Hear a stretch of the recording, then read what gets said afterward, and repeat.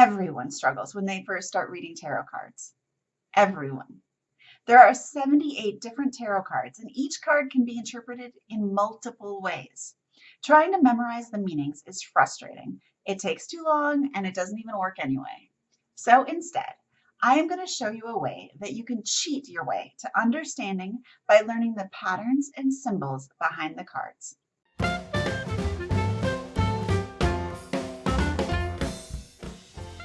I'm Angie Green from The Simple Tarot, and I am excited about this topic because I struggled for a very long time learning the tarot card meanings, trying to memorize them one by one, and that's not the best way to learn them. So in this video, I'm going to show you exactly how I finally mastered the tarot card meanings quickly and actually kind of enjoyably. There's a logic to it.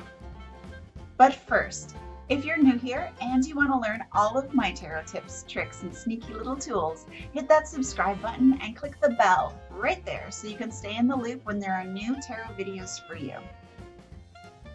So this video goes over the basic symbols and their meanings, but stick around because I've got a super useful resource at the end of this video that covers the symbols and patterns and logic behind all of the cards in much more detail.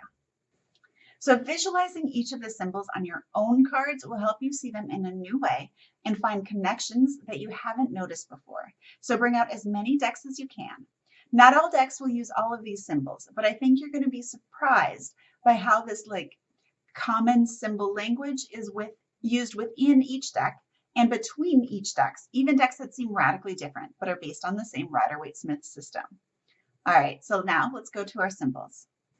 Water and earth combined together represents harmony. This symbolic representation is found on the Temperance card and the Star.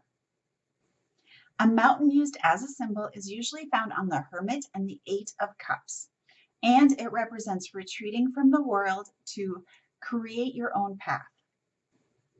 The crown symbol represents mastery.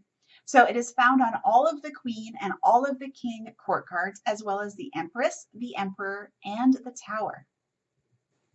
The rose used as a symbol is found on the Fool, the Magician, the Death card, and many others. It represents purity, especially when it's a white rose, and rebirth.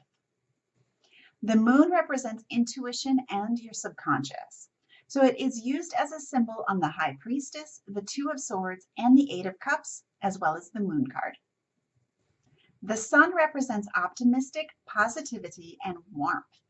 So this sun symbol is found on the sun, the Four Aces, and many other cards, including many of the fiery wands. The sunflower is found on the Sun card, as well as the Queen of Wands. And as a symbol, it represents vitality. A candle or lantern is usually found on the Magician, the Hermit, and the World tarot cards. It represents illumination and knowledge. Dogs are found on the Fool, the Moon, and the Ten of Pentacles. On the Fool and the Ten of Pentacles, the dogs represent faithful companions. On the Moon, the domesticated dog represents dreams, and the feral dog represents fears. Other pets include the bunny on the Queen of Pentacles, representing abundance and domesticity, and a black cat on the Queen of Wands, representing her shadow side. The laurel wreath is a symbol for victory and success. It is found on the World card, the Seven of Cups, and the Six of Wands. The balanced scales are found on the Justice card and the Six of Pentacles. They represent things being in balance. The infinity symbol, which is called a lemniscate, it's found on the Magician, the Strength card, and the Two of Pentacles. It represents eternity and the endless nature of energy, which can't be created or destroyed. So now that you've seen many of these common symbols shared between the tarot cards and between your tarot decks, you'll be finding these symbols everywhere. The Simple Tarot Deck Companion Guidebook goes into each of these symbols and how to read them in much more detail. So if you've already gotten your companion guidebook, you can dive even deeper right now. If you haven't yet gotten your copy of the companion guidebook, I'll drop a link down in the description so you can grab one. And it's a small, pocket-sized, quick reference guide for each of the tarot card meanings here's one. as well as the common pattern, symbol, and logic behind the cards.